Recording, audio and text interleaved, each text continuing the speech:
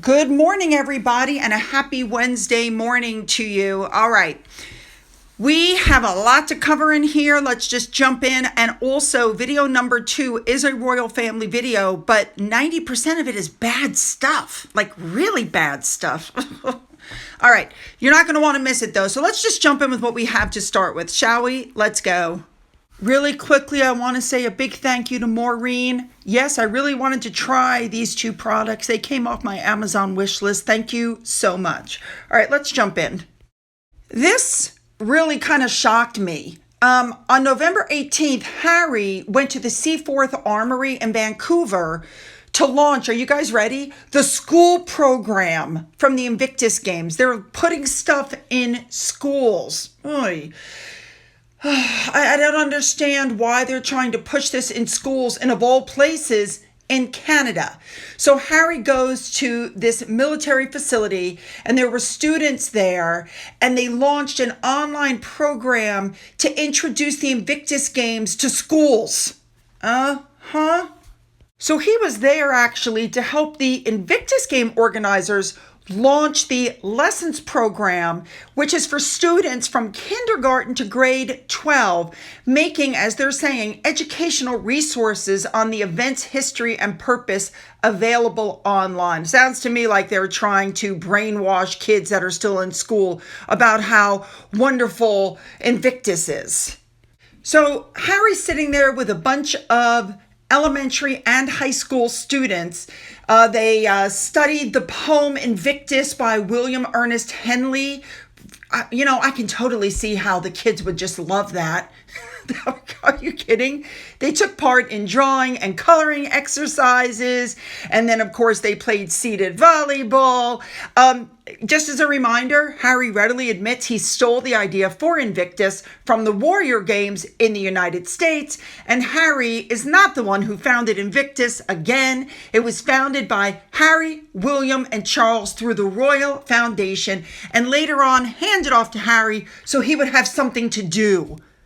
The puff pieces are coming out. Harry melted hearts after meeting with the students. This is part of the big PR push to get Harry back in the good graces of people so people will want to deal with Harry.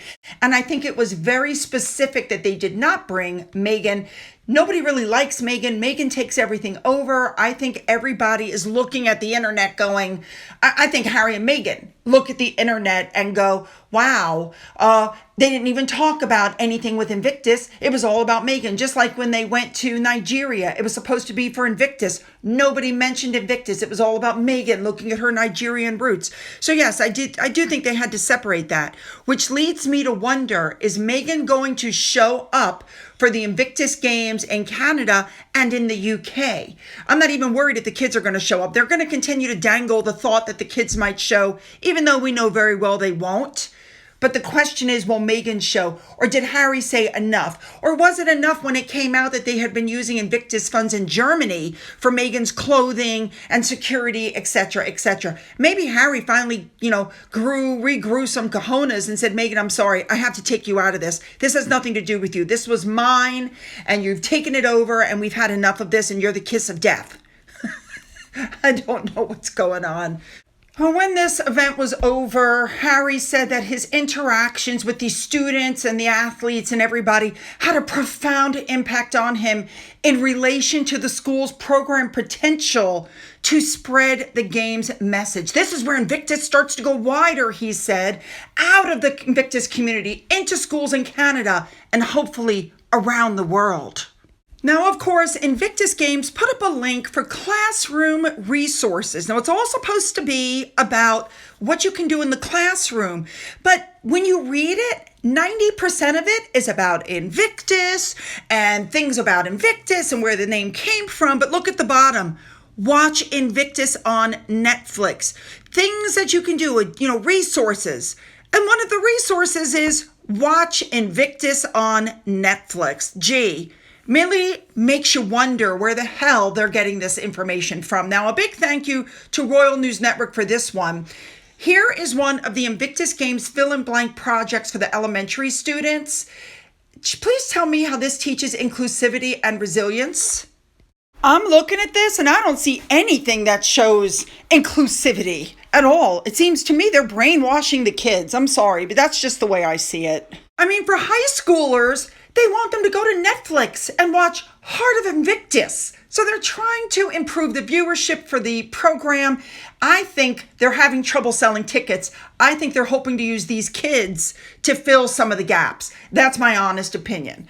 All right, let's move on. Let's move on to our next story. Because of all of the recent health scares with the royal family, King Charles's cancer, Catherine's cancer, it's being said that Harry would really like to end the royal feud. However, it's coming out that once again, Meghan has issued a deal breaker. She does not want to be sidelined. If there's any possible peace talks with the royal family, she wants to be there. I don't understand how she can be there since she's mostly responsible for what's going to go on. It's just like she's been very clear that she's not going to let William or anybody else drive a wedge between her and Harry. They are, as she said, quote unquote, a package deal. So as a result, there is a really big worry that Meghan could be the roadblock to the peace talks. Catherine, they're saying, is optimistic.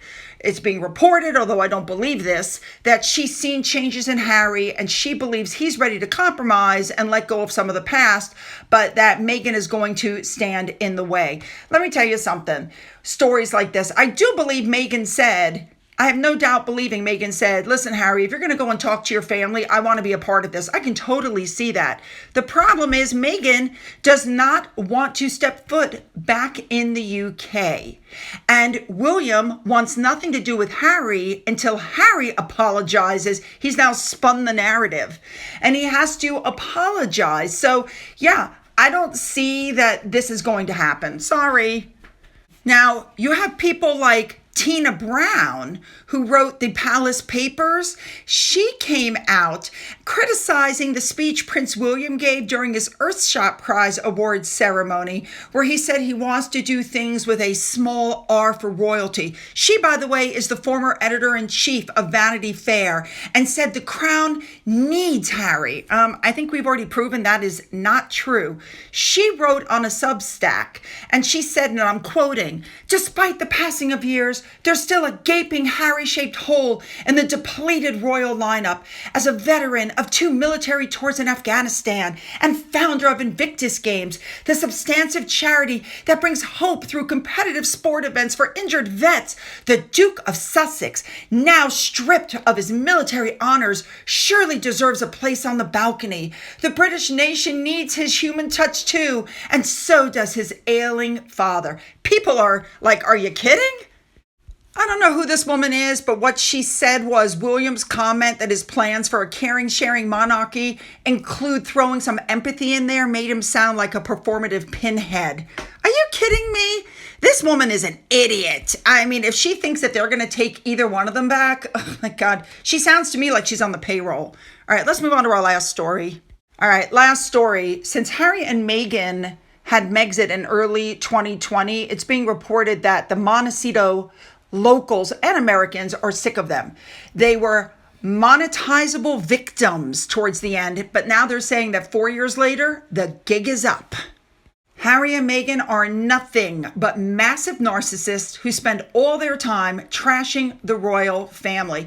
They should have known that most Americans really loved the Queen. She was hugely popular in the United States, and we did not take kindly to the attacks on the royal family from Harry and Meghan. Well, so now they've alienated everybody. What did they expect?